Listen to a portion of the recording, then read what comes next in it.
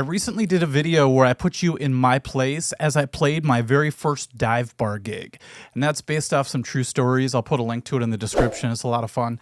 But in that time when I was playing those dive bars, I learned so much about guitar playing. It was a three-piece band, so I had to carry a lot of weight, being the only guitar player in the band. We had a bass player who sang and a drummer as well. And you have a lot of revelations and realizations when you start to play a lot of songs per night, and you start to learn a lot about your own playing and what your tendencies are. Now, coming from a metal and rock background, it was kind of weird to be thrown into this situation, because this band in particular played mostly southern rock and country. Now, we would play 3 hours per night, which is crazy. Back when I was doing original metal, it was maybe, 45 minutes, an hour at the very most. So all of a sudden, I'm tripling my workload. Now, I really liked most of the songs we played, and I learned the rhythms pretty well. But when it came to the solo part, I always got excited because I thought, okay, now I get to do some flashy stuff. A big part of that was my ego. I was just like, you know what? I want to do it my way. I kind of want to flare it up a little bit and make it a little more exciting for myself. So I would typically add my favorite licks, from guys like Kirk Hammett, Alex Skolnick, Joe Satriani, and Steve Vai. And I really thought I was upping the level of the song by doing all that. So after about a dozen or so shows, I thought it would be a really good idea to record the set, at least one of the sets that we were playing.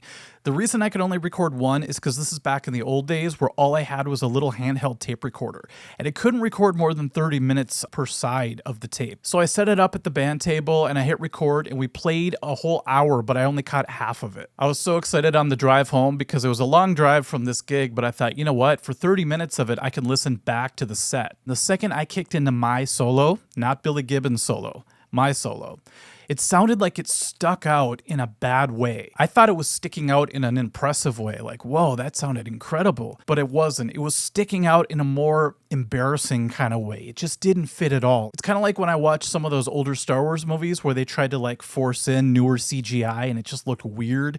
It kind of seemed like that. It seemed like I was forcing something on top of already, established music. So I waited till the next song and I thought maybe it was just that one that I went a little overboard on, but maybe Lay Down Sally will be a different story.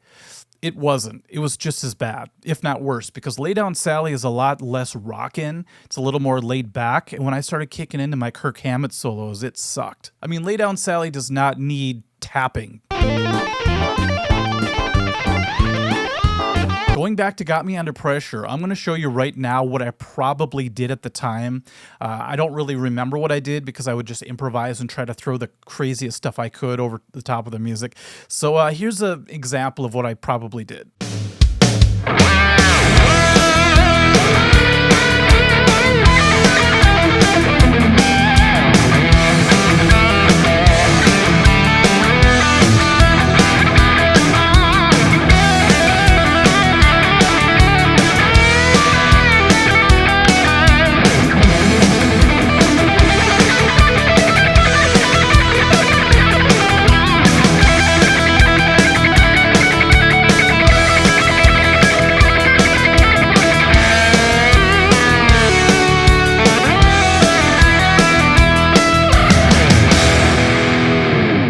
Okay, now that was a lot of fun to play. I mean, it would be really good if I was Jakey Lee or something trying out for Ozzy Osbourne.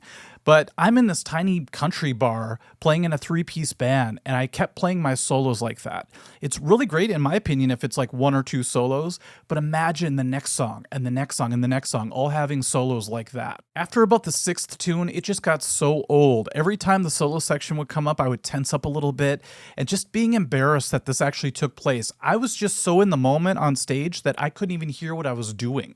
So listening back to it was quite the awakening. So I went home and I felt bummed out for a couple days, but then I decided I was going to change my ways, and I was going to take a handful of songs and I was actually going to learn the solos note for note. Not that I was going to play them necessarily that way live, but I was going to see what those actual solos had to offer, and maybe I could implement some of the actual solo into what I wanted to do to maybe, reel myself in a little bit. Now, we didn't have much tab back then. I couldn't just type in Got Me Under Pressure tab on the internet or anything like that, so I had to learn it by ear. So every single note I had to figure out, and in the process of doing this, I learned a whole bunch, not just from transcribing, but also from playing the actual solos note for note. You know how as a guitar player or any musician, you have your pathways that you're used to. So, if you do something like, which is a lick that's in that solo I already showed you, that feels really comfortable to me. And I found out that I was doing a lot of my solos based on how things felt versus what was good for the song. But as soon as I went like this and I started to play some Billy Gibbons stuff,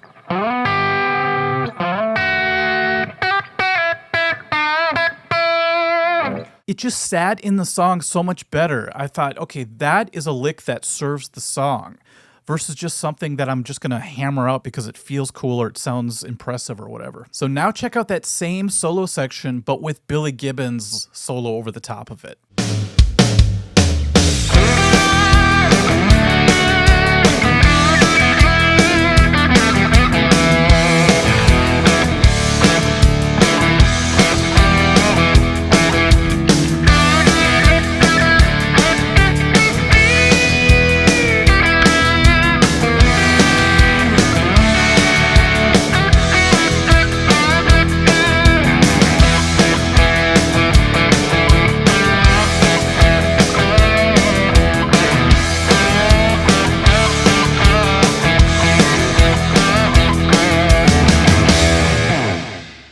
Now, of course, you're going to think that sounds right because it is right. That's what you've grown up hearing if you listen to ZZ Top or any classic rock radio station.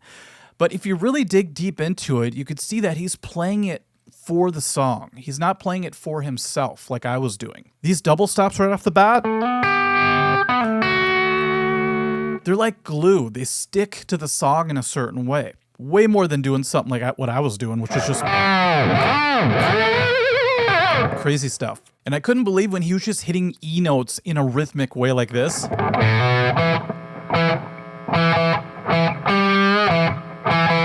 My metalhead brain would have never accepted doing something like that. But the way it fits the song, it's just undeniable what it does for that part. And these are pretty standard blues licks that he does, like... You start to realize why things become standard. So I thought, okay, so I don't want to play every solo note for note, but what I want to do is my original goal, which was to implement, some of the Billy Gibbons stuff into my playing while I do all my other stuff. But I ended up flipping it. I ended up doing more of the Billy Gibbons stuff and just sprinkling in a little bit of the flair stuff that I like to do to make things fun.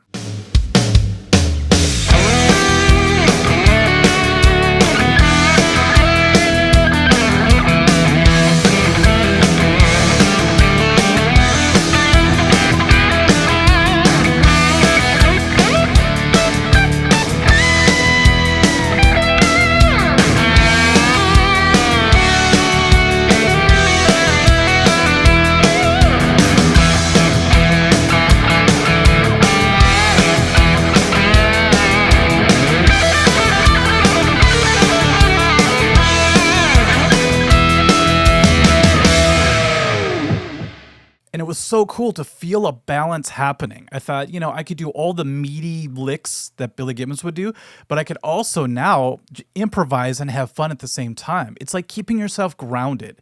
Without the Billy Gibbons stuff, I'm floating in space. Just feels like I'm making a whole bunch of noise and I'm not really saying anything. So I'm not really grounded. But if I add some of his classic licks, you could just hear and feel a difference. It almost feels like I'm on the ground finally, but I could still run anytime I want to. One time I went to the state fair, I told the story before, but some band was playing Don't Stop Believing.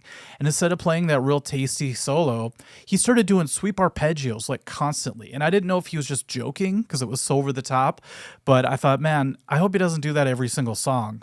And he did. Take a step back and really ask yourself what you're really serving. Are you serving the song or are you serving yourself? And I think the answer might surprise you. So just remember, it's okay to have a handful of action sequences, but just don't lose sight of the plot. Okay, everyone, thank you so much for watching. I love sharing all my shortcomings throughout my life. Hopefully I can keep you from making all the mistakes I made, but sometimes it's fun to make the mistakes so that you learn from them firsthand. But if not, learn from my mistakes. Okay, we'll catch you later. Bye-bye.